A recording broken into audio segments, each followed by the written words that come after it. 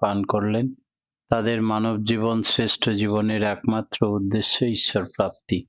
তা যেন এ জীবনেই সফল হয় এই কাতর প্রার্থনা। শ্রী শ্রী ঠাকুর বললেন, ঠিক মতো নাম ধ্যান করলে সব থেকে একটা বড় কাজ হয় মানুষের অজান্তে। সেটা হলো মানুষ নিজেই নিজেকে চিনতে পারে। দুই চক্ষু দিয়ে দুনিয়ার সবাইকে দেখতে পাওয়া যায় না নিজেকে। তখন একটা আয়নার সামনে দাঁড়াতে হয় নিজের মুখ দেখার জন্য। নিজের বৃত্তি প্রবৃত্তির দ্বারা আমি কতটা অভিভূত কেউই তা ধরতে পারে না। সবাইকে আমি দেখে বেড়াই, সকলের দোষ ত্রুটি ধরতে পারি, শুধু নিজের দোষ ত্রুটি ধরি না। আর সকলেই বৃত্তির স্রোতে ভেসে বেড়ায়। ঠাকুর মজা করে বললেন, আমি এত সব বাণী দিলাম কার জন্য রে? তো সবাই ঠিক ওই বৃত্তি ঝোঁকে বলে ফেলল, পৃথিবীর কল্যাণের জন্য, সকলের মঙ্গলের জন্য। আচার্যদেবকে ডেকে পাঠালেন। শ্রী শ্রী বরদা এসে বললেন, সমস্ত বাণী আমার জন্য। অর্থাৎ এইভাবে যদি নিজের গায়ে মাখা যায় তবেই নিজেকে সংশোধিত হওয়া যায়। আর মাথার উপর দিয়ে পার করে দেওয়ার জন্য, দুনিয়ার কল্যাণের জন্য এসব কথা বলা মানে আগে নিজে সংশোধিত হও, নিজেকে নিজে চেনো, তবে অপরকে চিনতে পারবে। বৃত্তির স্রোতে গা ভেসে দিলে আর নিজের দোষ ত্রুটি ধরা যায় না। শক্ত খুঁটি ধরে থাকলে প্রবৃত্তির স্রোত তাকে টেনে নিয়ে যেতে পারে না, স্রোতে ভেসে যায় না সে। বৃত্তি প্রবৃত্তিকে সে ধরে ফেলতে পারে। জীবনের কাছে উপভোগ্য হয়ে ওঠে সে নিজে। সে আর বৃত্তির পথে পা বাড়ায় না। ইষ্টানুগ নাম ধ্যান চৈতন্যময় পুরুষ যিনি, সেই ইষ্টদেবের চোখ দিয়ে সব কিছু দেখতে শেখায়। তখন নিজের যেসব অনিষ্টকর চলনা, অসৎ অনুভূতি, সব সেগুলো আত্মবিশ্লেষণ আত্মসংশ্লেষণের মাধ্যমে জীবনটাকে সুন্দর করতে পারে, নতবা করতে পারে না। কিরকম? ঠাকুর রামকৃষ্ণদেবের কাছে একদিন এক ভক্ত এসছেন। ঠাকুর তাকে মাস্টার বলে ডাকতেন। বললেন, কি মাস্টার, তোমার খেয়ালে ঈশ্বর নিরাকার না ঈশ্বর সাকার? তখন মাস্টার বলল, ঈশ্বর নিরাকার, এটাই সঠিক। ঠাকুর বললেন, তার মানে এরকম ভেবো না যে যারা সাকার মূর্তিতে পুজো করে বিশ্বাস করে তারা ভুল করে। ঈশ্বর সাকারেও, ঈশ্বর নিরাকারেও, ঈশ্বর সর্বত্র। নিয়ে বললেন, দেখো, ঠাকুর অনুকূলচন্দ্র বললেন, আমি শিক্ষক, এই জ্ঞানই মানুষকে শিখতে দেয় না, আর অহংকারী মানুষের পতনের মূল কারণ। তাই আগে নিজের শেষ না দেখা পর্যন্ত কোনো মন্তব্যই করতে নেই। তাই রামকৃষ্ণ ঠাকুর একটা গল্প বললেন। বললেন, এক দেশে একটা রাজা ছিল। সেই রাজার রাজত্বে একটি লোক বাস করত। সে নাকি খুব মন্দ, অর্থাৎ সকালে উঠে তার মুখ দর্শন করলে গোটা দিনে তার আর আহার জোটে না।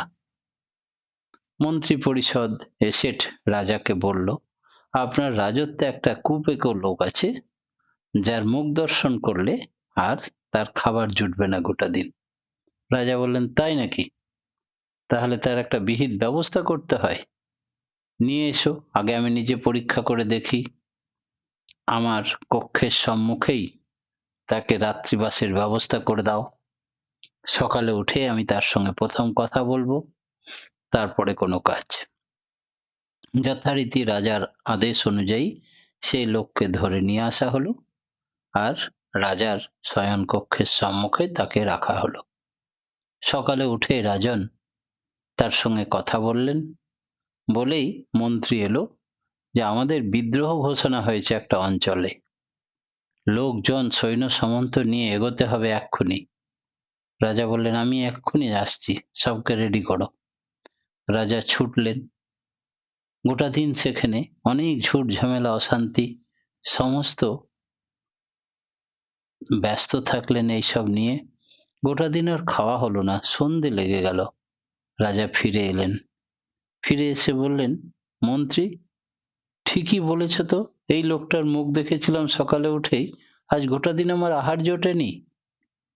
এই লোকটিকে গিয়ে বলে দাও, কালকে সকালবেলা 10টার সময় ওর ফাঁসি হবে।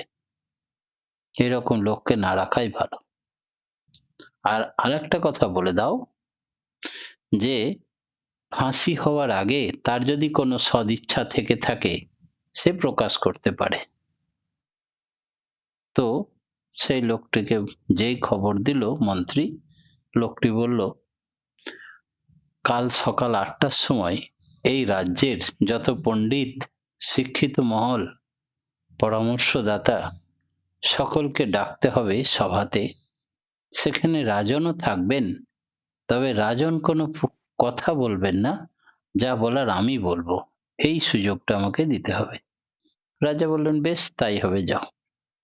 সকাল 8টায় চারিধারে খবর দিয়ে দেওয়া হলো। সভার পণ্ডিত মহল সকলে এলেন। সেই ব্যক্তি গিয়ে সকলের কাছে করজোড়ে বললেন, আচ্ছা, আপনাদের কাছে আমার একটা প্রশ্ন, গোটা দিন না খেয়ে থাকা বেশি কষ্টের না ফাঁসি হওয়া বেশি কষ্টের? বলে, ফাঁসি হওয়াটাই কষ্টের, আর একদিন না খেলেও কিছু হয় না। তাহলে আমরা দুজনেই দুজনের মুখ দেখেছিলাম। রাজনও আমার মুখ দেখেছিলেন সকালে উঠেই, আমিও রাজনের মুখ দেখেছিলাম সকালে উঠে। রাজনের তাতে গোটা দিনে খাবার জোটেনি, আর আমার তাতে ফাঁসির অর্ডার হয়েছে। তাহলে কোনটা রদ করা উচিত আর কোনটা যথার্থ মনে হয় আপনাদের? রাজন আর কিছু না বললেই বললেন, যান, মন্ত্রীকে বললেন, একে উপযুক্ত স্বর্ণালঙ্কার দিয়ে বাড়িতে পৌঁছে দিয়ে আসুন। আসলে আমাদের প্রত্যেকের ভেতরে সেই রাজা বসে থাকে। আমরা লোককে, লোকের দোষ দেখতে পাই, একটি আঙুল তুলে যখন, তখন বাকি 3টে আঙুল মুড়ে আমাকে দেখায়, আমি তার থেকে 3 গুণ বেশি অপরাধী।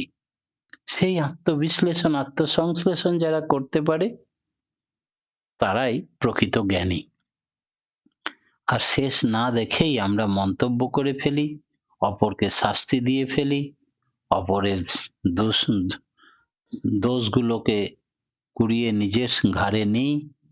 লোকের কুটা শুধু দেখতে শিখেছি, নিজের কুটা না দেখে।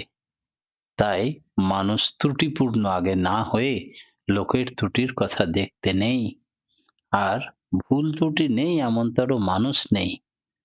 যার ভুল ত্রুটির কথা আমরা বলতে যাচ্ছি, 3টে আঙুল আমাকে দেখাচ্ছে আমার দিকে, একটা আঙুল তুললেই যে তুমি তার থেকে 3 গুণ দায়ী। সেই জন্যে আত্মসংশ্লেষণ, আত্মবিশ্লেষণে আমরা করি না। কেন করি না? অহংকার বশত, প্রবৃত্তির দাস হয়ে থাকি বলে। এবং এই অহংকার কার কার থাকতে পারে? ভগবানের সান্নিধ্যে থাকলে কি অহংকার হবে না? বলছেন ভগবান শ্রীকৃষ্ণ ছিলেন নাকি দর্পহারী গোবিন্দ, তাকে বলা হয়। কাউরির অহংকার জীবনে বরদাস্ত করেননি, সকলকে উপযুক্ত শাস্তি দিয়েছিলেন। তো একবার ভগবান শ্রীকৃষ্ণের সুদর্শন চক্র, তার বড় অহংকার হলো, পৃথিবীর শ্রেষ্ঠ অস্ত্র হচ্ছে আমি। একবার ভগবান নির্দেশ দিলেই তার গলা আমি ঘাচাং করে কেটে দিতে পারি, কোনো অস্ত্র আমাকে আটকাতে পারে না। আমি কি কম ক্ষমতাবান? আবার সত্যভামা, সে ভগবানের কাছে বসে বসে তার রূপের চর্চা করে, বারবার আয়নাতে নিজের চেহারা দেখে, আর মনে মনে অহংকার, আমি পৃথিবী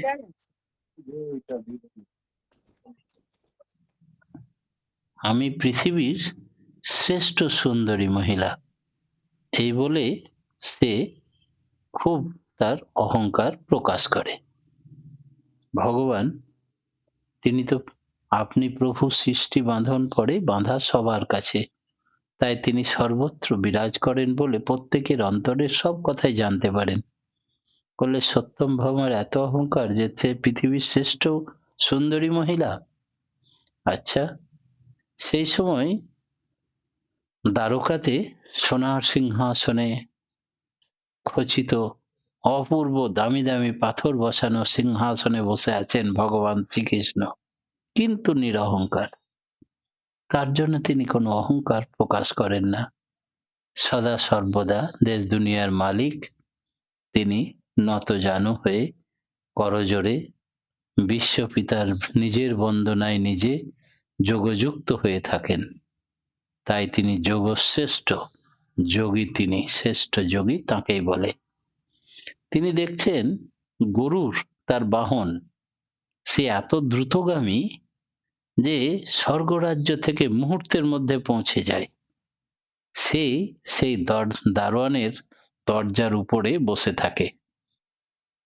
তো গরুরের বড় অহংকার যে আমার মতো দ্রুতগামী আর কেউ নেই ধরাতে। তিনজনকেই তিনি ডাকলেন, তাদের অহংকার কি করে চূর্ণ করে দেবেন দেখুন। গরুরকে ডেকে বললেন, গরুর, তুমি এক কাজ করো, গন্ধমাধব পর্বতে বসে আছে হনুমানজি, তাকে সংবাদ দাও যে আমি তাকে স্মরণ করেছি, যেন দ্রুত আমার কাছে চলে আসে। বলে ঠিক আছে প্রভু, যথা আজ্ঞা। সে গিয়ে গন্ধমাধব পর্বতে দেখলেন ধ্যানে রত আছেন হনুমানজি। তাকে বলল, হনুমানজি, প্রভু তোমাকে স্মরণ করেছেন, এখনই সুরাটে তার রাজধানীতে তার কাছে পৌঁছাতে হবে। তো তুমি তো অত তাড়াতাড়ি যেতে পারবে না, তুমি আমার পিঠে বসো, আমি আমার মতো দ্রুতগামী আর কেউ নেই, তোমাকে আমি দ্রুত পৌঁছে দেব। হনুমানজি মৃদু হেসে বললেন, আচ্ছা তুমি এগো, আমি আসছি।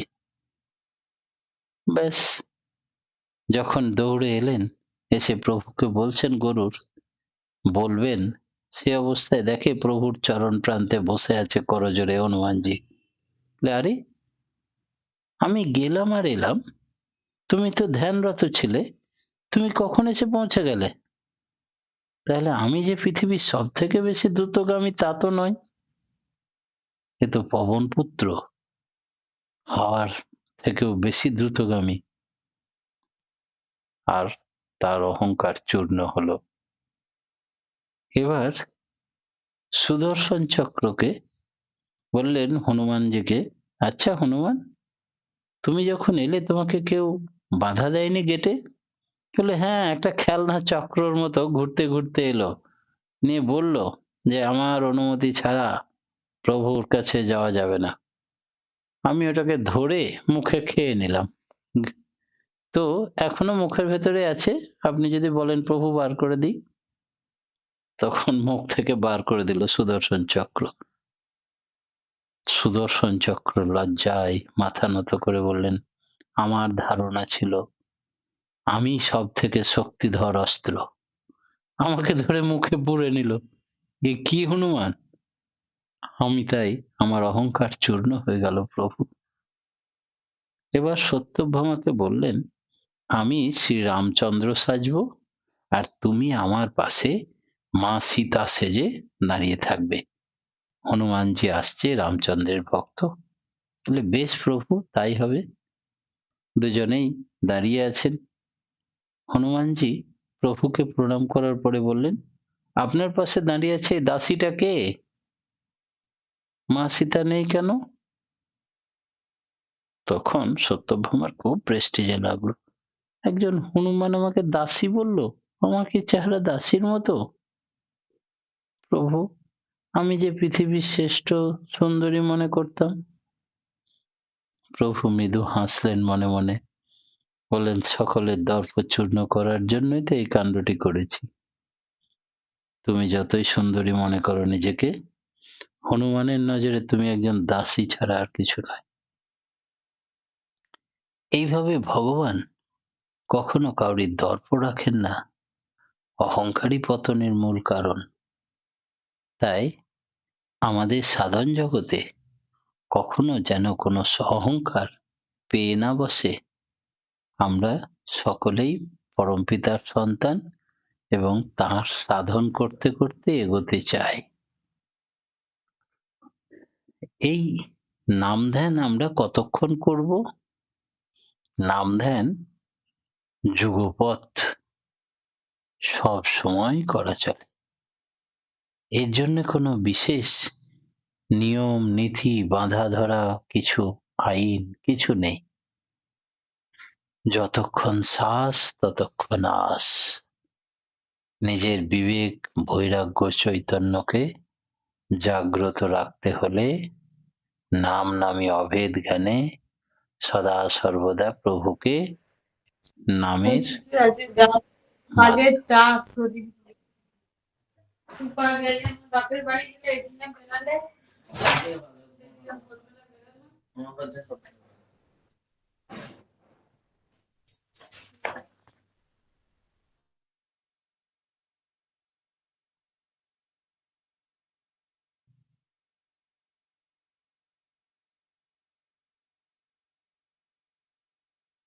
তাই ঠাকুর বললেন, উষা নিশায় মন্ত্র সাধন চলাফেরাই জপ, যথাসময়ে ইষ্ট নির্দেশ মূর্ত করাই তপ। এইটুকু বুঝে চলতে পারলেই আমাদের জীবনের সব সমস্যা মিটে গেল। প্রথমে উষা নিশা, তারপরে এর অর্থ অনুধাবন করে নিষ্ঠা সহ অনুরাগ সহ নাম করতে হয়, না হলে নামের ফল হয় না। এছাড়াও ঠাকুর বললেন উষা নিশা ছাড়াও আর একটি সময় অর্থাৎ দুপুর বেলা বসে ধ্যান করতে হয়। 24 ঘন্টায় 4 ঘন্টা অন্তত পরমপিতাকে দিতে হবে।